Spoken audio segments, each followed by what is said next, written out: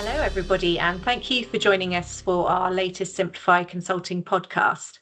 Last year, in our Complaints Going for Gold white paper, we explored areas that wealth firms could focus on in order to excel when handling complaints.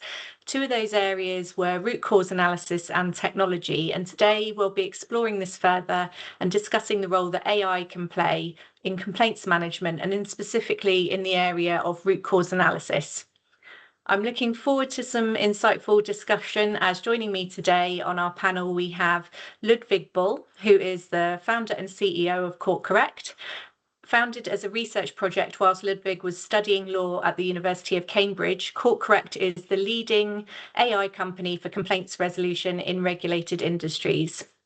Next, we have Heather Curtis, a customer service director with over 25 years experience in pensions, platform and outsourcing businesses. Heather, I know you're a huge fan of using AI in complaints and freeing up experts to focus on the complex cases and service improvements. And finally, we have our very own Dominic House, lead consultant at Simplify Consulting, with many years' experience working within wealth and in particular platforms, life and pensions and asset management. Okay, so if I could come to you first, Heather, what do you feel are the biggest challenges when delivering high quality root cause analysis, and why is it such a hard thing to get right? Yeah, I think, Dom, you've done some work with me in the past in this particular area. And I think, the first one for me is just basic, it's human input into the system. And we did an exercise in my last role where I actually asked to see the original complaint versus what was actually ended up in the system, in the CRM, and what was then translated into the root cause, and they didn't match. So it's just that basic understanding, I think, and for me, that's where AI can play a huge part. And I think the other thing can be, whilst people, it's best endeavours, often the root cause experts are removed from the front line or the areas who are actually delivering the service. So again, there's sort of assumptions made. And I think that, where I see AI playing a huge part is being able to amass all that data and analyse it. One person can't do that easily. You can't get that real rich quality and that insight.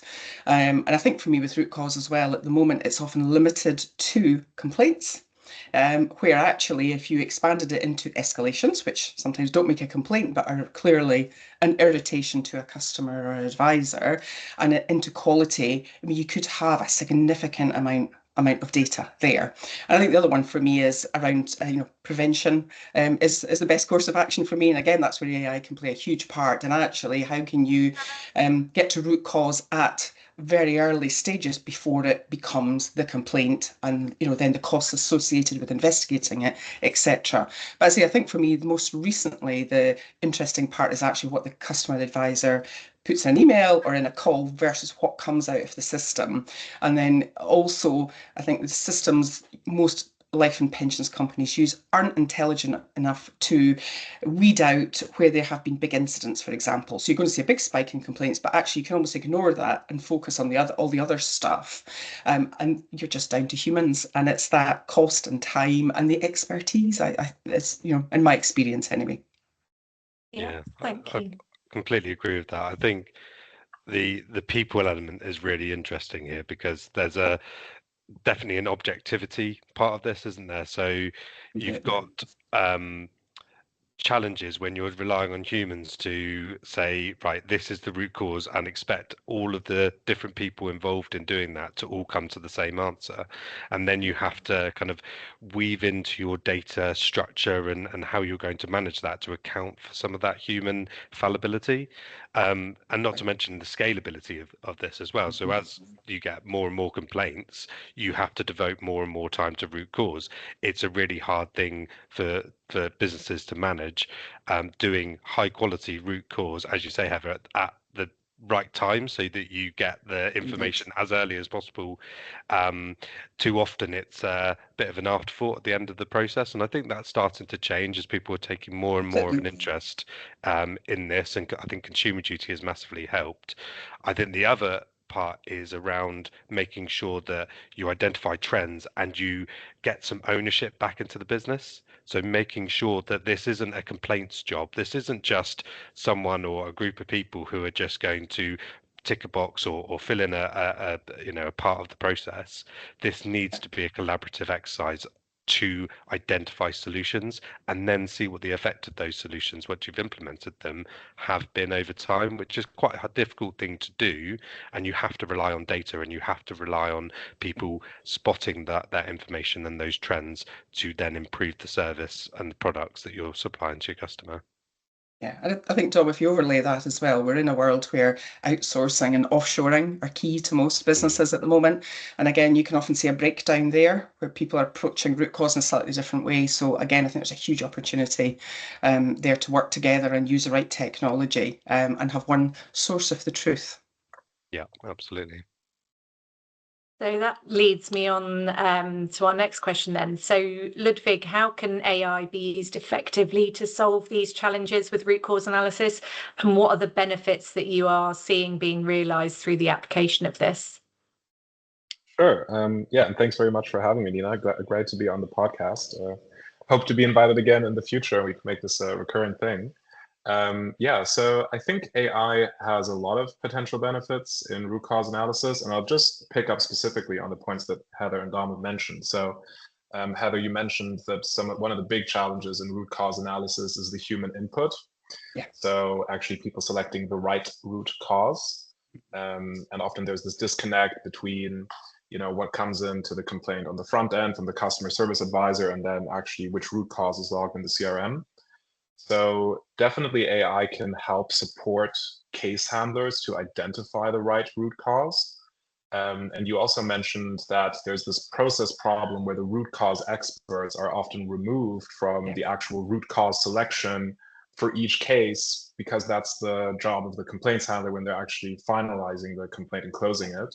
So you can almost imagine AI as this root cause expert, which suddenly sits next to the complaints handler when they're actually closing the case. So they have that additional input, that additional oversight to select the right root cause. There are different ways this can be done. One aspect is to just try and predict the category. So let's say you've got 10 root causes, and that's massive massive lowball, because obviously most organizations have hundreds of root causes, and if you combine it with secondary, tertiary, and quaternary root causes, you might end up with possible combinations reaching into the hundreds of thousands. So it's pretty hard to get that right for anyone. So predicting the right root cause is sort of one thing you can do. We have that on the platform. You basically click a button in CourtCorrect, and then it just gives you the right root cause from your list. But the other approach is to actually give the complaints handler a contextual overview of the different root causes which can be in play in this complaint. So that's a second type of prediction we do on the CourtCorrect platform. You basically click a button and you get this full explanation of here are the different root causes which are in play in this particular complaint, so that the case handler can actually then select the right one. And we've seen extremely high customer satisfaction rates on that. I mean, over 90, I believe even over 95% positive sentiment from root cause experts on the prediction of these root causes. And obviously there's a huge time savings element as well, because basically AI is looking at the entire case file and can then provide this overview based on all of the information available at the click of a button. I also want to come to the second point that you mentioned, Heather, and Dom, you mentioned as well, around bringing that data and that ownership back into the business and actually making this sort of an important topic. Obviously, consumer duty and the reduction of consumer harm plays a big part in that, because a root cause is probably a cause of consumer harm in many cases as well. And I think you can get there if you improve the quality of data that's actually being recorded on the case level, because if that starts becoming very accurate, very reliable, very useful, then it's much easier for the wider business to buy into it, because you're providing really strong insights. And maybe this is the final point I would raise, because we've discussed mostly sort of root cause analysis on the case level, so predict the root cause for one case. So there AI can be really helpful, but also AI can be quite helpful in the aggregate level, so giving you a picture of your entire complaints population, and maybe even suggesting a new framework for root cause analysis. And we have this tool on the platform as well. Basically takes all the cases, clusters them according to their similarity, and then shows with a color overlay which root cause was selected. And that way you can identify outliers, people who are mislabeling root causes, but you can also identify clusters, so things that inherently are quite similar in nature, And we've actually seen some clients evolve their root cause framework on the basis of that aggregate level data analysis as well. So I think those are the main things AI can contribute here. Yeah.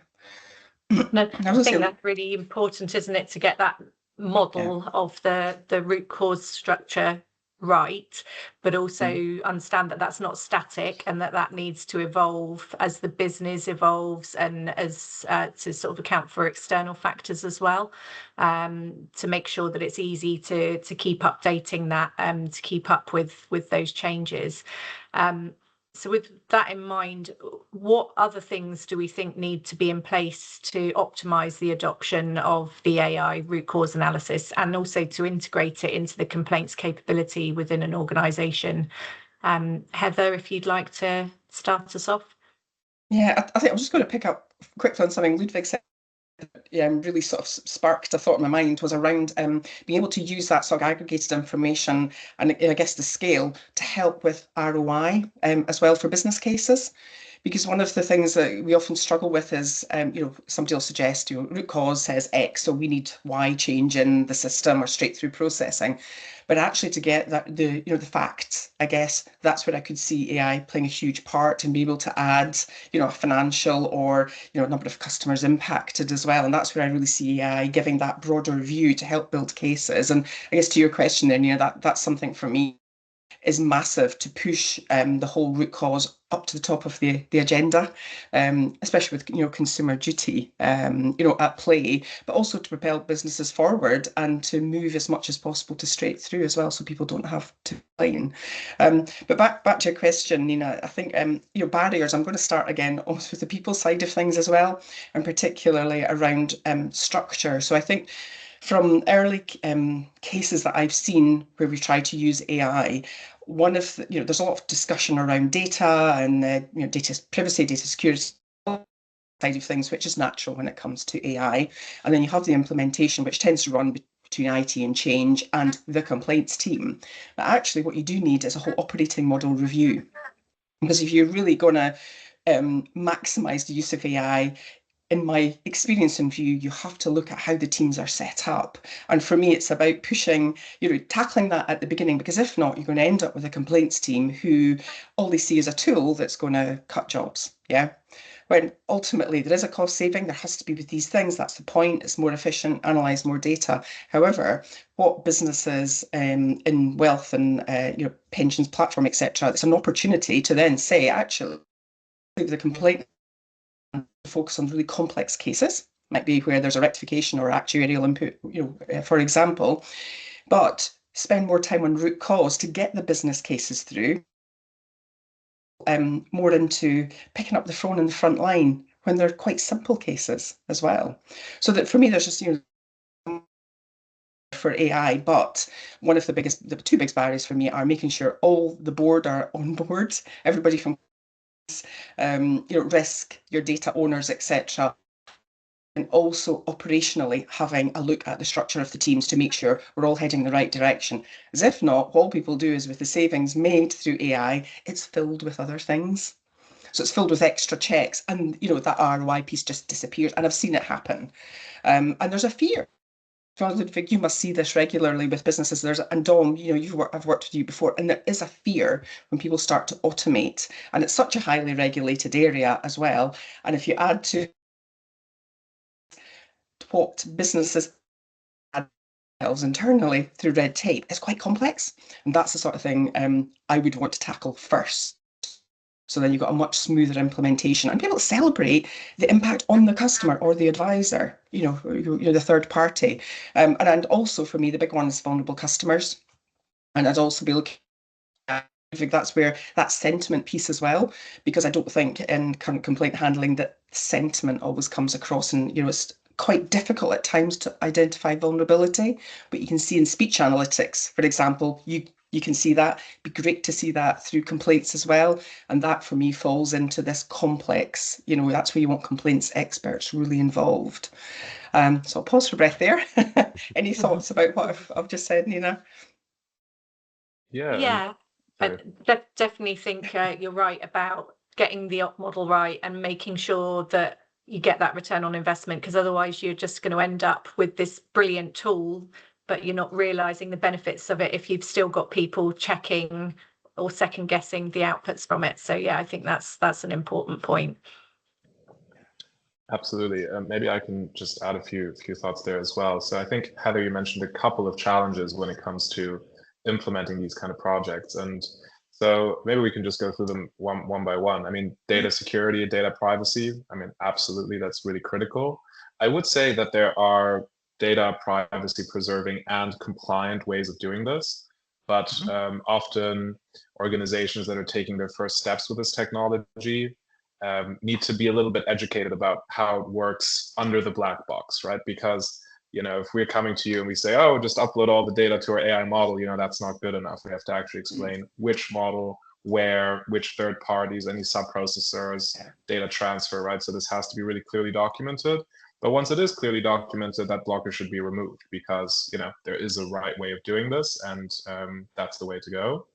I think in terms of the sort of team management internally between change, complaints team, the IT team, absolutely getting alignment there is critical. We've seen that in our projects. We typically try to focus on optimizing for the complaints team. So we almost have this bottoms up approach where we're coming to an organization and we're saying, we actually prefer to work directly with the complaints team rather than going through the change process or the change team or the IT team, because ultimately they're going to be using the tool.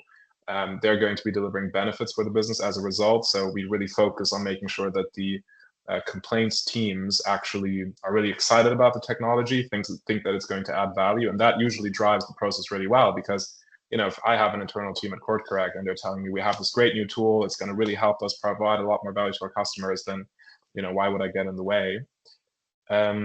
Also, I think in terms of IT implementation, this is also critical, of course, because AI needs access to the relevant data to actually do this, right? So that needs to be set up. But we typically go for a lightweight solution. So rather than having a complex change program, you know, where we have to integrate with lots of services, create lots of unnecessary risks, there are lightweight approaches as well of deploying this. And I think it's important to also, you know, once those initial kind of concerns about data privacy and security are cleared, to start, right? Because as soon as you start, you're going to actually see some output, see some results, and you can iterate and optimize from there. And that usually means that in the long run, you have a much better sort of benefits delivery journey. You get much more value much faster, rather than delaying it for 6 months as part of a complex change management process and then only getting started. So starting early, I think, really matters. And then, yeah, maybe one final point just on the ROI. Absolutely needs to be clear ROI for any project. But I think we also have to challenge ourselves a little bit about how to calculate ROI, because typically people just go for efficiency savings. You know, this used to take us an hour, now it takes us 10 minutes. So that's 50 minutes in savings per case. But there are lots of other ways that AI adds ROI in this area, notably the reduction of errors. You know, what's the cost of an error? Can that be calculated? And of course, also ultimately the improvement in the customer experience, which, you know, funnily enough, is maybe the hardest to quantify, but in the long run has the biggest benefit, because it's not going to just improve that one customer journey, but it's going to improve the entire company. So yeah, absolutely agree with your points there, Heather. Yeah. And Ludwig, I was going to ask you, so in terms of you know, the CourtCorrect system, I'm assuming that you can also apply that to sort of escalations and complaints that are either non-reportable but can be handled almost one and done, because that's a big area where I think there can be a gap as well, not just the more serious complaints. Yeah, absolutely. So we work with customers that have regulated complaints predominantly, but already those customers are also applying it in cases where that are not regulated, because quite a few of our customers have a mix of complaints, some being regulated, some not being regulated. So naturally, that's expanding.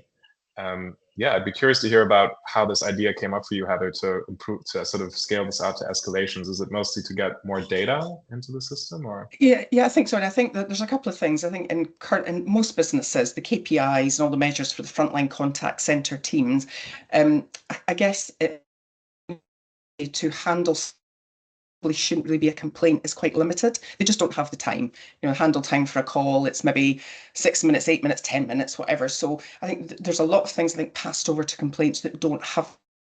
I don't know about you, but I don't want to wait 3 days or 5 days or for a letter for a complaint. I'd like to talk to somebody, especially if it's just something simple. Yeah. So I think there's something there. There's a pot of cases that should be handled more in the frontline areas, like almost like a middle office, where somebody could phone back 2 hours later, same day, whatever. But you still want to be able to look at the root cause for those as well, because they could be lost in a normal, standard call kind of thing. So that's really what I was interested in. But that's probably, and Dom, you've worked with me on this, that's probably a shift in how complaints teams are structured at the moment. Yeah. A lot of it is complaints thrown over the fence into this team, and they've got a mix of stuff that could take 5 minutes through to days, and that's for me, being able to shift how complaints are managed, but use AI in cases, because the escalations for me are usually fast, and you can find a trend same day. But you can't if it's been managed over thousands of calls in a day. You miss that sometimes. And that's where I think a system like CourtCorrect could be fabulous, and that instant root cause, and you can see, same day dashboards, etc. And I think that would really push a lot of life and pensions companies forwards massively. Yeah, completely And I agree. think, Yeah. I was going to pick up on that point and around I think it is shifting a little bit, but I think people, businesses haven't quite got it right in terms of being able to identify, triage, etc., and make sure that they don't just have one big bucket of complaints. And because there's such a big mix of things that rightly are going to have, tax implications, investigation, all of these kind of things, but the ones where it's just, you could deal with it in a quick phone call and just say, yeah, we got this one wrong, going to put it right, here you go. Those are the ones that get stuck in the system too much, and the customer service implications of getting that right is so much better. Yeah, and I think, Ludwig, also what's really helpful, I think, working with the complaints teams is show side of, if I use a pension business or a platform, for example, how's AI being used, and real case studies, really bringing it to life, because some of the bigger companies, is about turning a tanker. They're very, I guess there's traditional ways of working, and actually for some people who've been in a role maybe 10 years plus, it's difficult to know what else is out there, because you just don't see it. Because everybody's in the big corporate world, and you just see what's put under your nose. But I also think it's really helpful, and it helps people be more creative. These people are experts, but they often don't see a different way of working. And that's where I think businesses like yours could bring that insight and these case studies and bring them alive and show what the art of the possible is. So that's probably the most exciting thing for me, new companies breaking in with that slightly different view. And Dom, we've worked on this, and I think that sometimes is missing. Everybody wants to do things in a very traditional way because it's all people know. Yeah, there's a bit of a battle for hearts and minds there, like you say, trying to turn the tide a little bit, but also it's a bit of maybe a black box, and it needs a bit of demystifying. So if you can try and demystify and sort of really get people to understand how the AI is working, then I think they're more likely to be accepting of it and adopt it into their organization. So looking forward then into the future, what other use cases do you think we've got here within complaints management where AI can play a part in that, or are there other use cases that are already being put into practice in this area for complaints management? If I start with you, Ludwig. Yeah, sure. So I would, say which areas of complaints management are not going to be touched by AI is the bigger question. No, absolutely. So, clear use cases we see a lot is writing letters, writing correspondence to customers, processing evidence, call recordings, policies, pension policies, etc., summarizing those. Obviously, also case outcome assessment. So making sure that cases are being treated consistently, that you have the same outcome, the same type of compensation for similar cases, and also aligning with the Financial Ombudsman Service. Vulnerability identification is another one that Heather mentioned. So picking up on indications of vulnerability and nudging case handlers to check those. So I think that's a lot what we would see in sort of tooling, right? So sort of basic tooling for AI, and that already, has a hugely positive impact. But yeah, I think the long run, we're going to see AI in complaints resolution giving you a much better picture, a much better real-time picture with actionable insights on how your customers think about you. And not just maybe more the negative thoughts than the positive ones, but at least giving you kind of a really clear real-time picture of what people out there think the problems of the business are, and that is invaluable information for any company. So I'm really excited about that long-term trajectory. And as we're working with our clients, we're seeing that evolution from starting with some of the basic tooling to be able to automate certain processes, improve certain processes, but ultimately take them to that long-term vision of actually fixing the relationship with their customers. So yeah.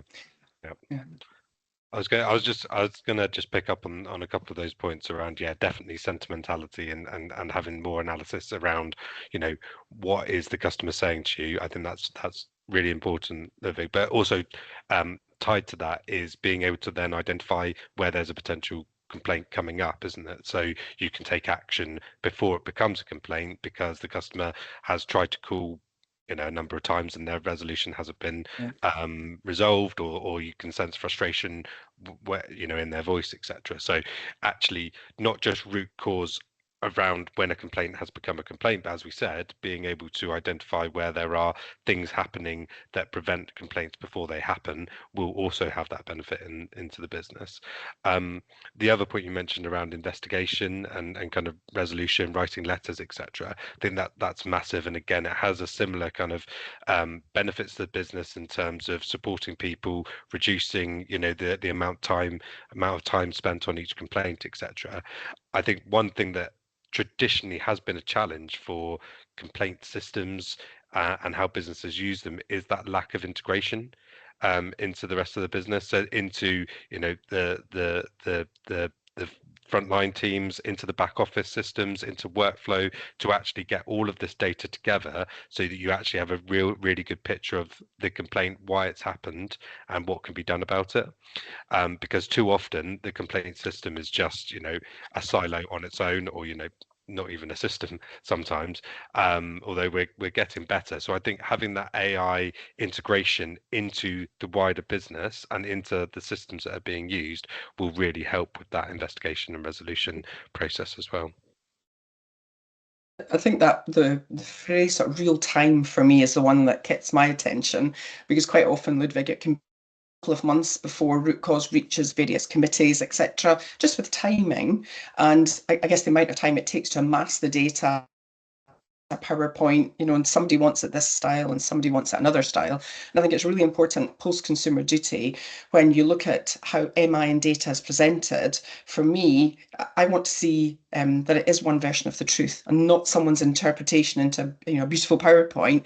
I want to be able to click through and actually be able to go to the source, so that you're presented with something that, a dashboard, but you can still get into the raw data if you needed to. And I think that's the world we're in, and I think that have certainly been focusing on MI and reporting, particularly where you offshore or outsource as well. So to be able to have that one system that everybody can access and it produces one dashboard, for me, that's night and day. It really is life changing, because people spend far too long trying to present data in a particular way, and it's not value add. And I think the other thing is sort of the quality side of things in the complaints team. Certainly initially, there's a lot of time spent doing quality checking of maybe new people joining the team, right through to sampling of more experienced people. Whereas I'm sure the AI will be able to flag things before a letter, or an email leaves the building, so to speak, which will be fantastic. And you can increase the amount of quality checking or quality auditing, massively, where at the moment it's very much limited to X%. And then ultimately you've got 80-90% of stuff leaving the building without having a check. So for me, again, it's about that quality of service to the customer or the advisor. And I think lastly, the other one, if I kind of take it up a level in the wealth world and look at big advisor firms, for example, a platform may work with, I think being able to collate that information around customer experience and complaints for big advisor firms. So when you have that once a week conversation with them, that you can actually share that information, because it's mutual customer, isn't it, at the end of the day? And that again is quite a manual exercise, but want to make sure that everybody's seeing that customers are being treated fairly, and advisors should be able to see that information easily, so that when they're talking to the customer, they know exactly what they're dealing with and what's real time, what's gone off track, and that's the stuff I just don't think we're slick enough at yet. But for me, that's what AI would absolutely bring. So you can tell, Ludwig, I've got quite a long list of things that, but you can just see it'll be absolutely massive. But it's the positioning. I think you said it at the start, getting the right people on board. And I think the other thing is, changing, working with compliance and audit longer term to build that trust, so that, again, it saves time in these areas, but they've got to trust the information, don't they? And again, you could actually audit and do compliance monitoring across a broader number of cases using AI, but there's got to be that trust, hasn't there, built from day one, really, isn't there? Yeah, definitely. And obviously, from what we've discussed here today, there's lots of advances happening in this area, and there's lots of potential benefits that could be delivered to benefit both customers and firms over the coming years. So definitely one to watch. And with that, I'd like to thank you all for joining us today and taking the time to share your thoughts with us, Heather and Ludwig and Dom. It's been really interesting. And also a special thank you to CourtCorrect for letting us at Simplify having access to try out your AI root cause analysis functionality.